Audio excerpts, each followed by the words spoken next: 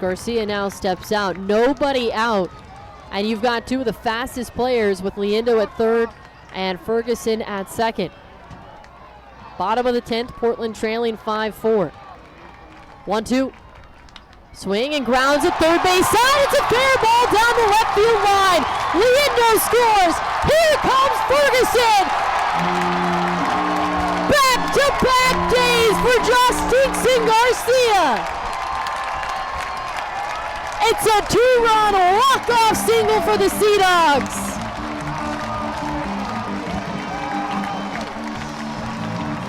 They win it 6-5 over the Bay Sox. Man, Jhostynxon Garcia, maybe it was a pink bat tonight, but back-to-back walk-off hits, and the Sea Dogs win 6-5 over the Bay Sox.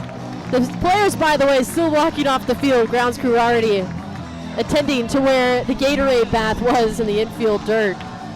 But what an incredible situation again for Jhostynxon Garcia. He seals the win again for Portland as they win 6-5 in the bottom of the 10th inning.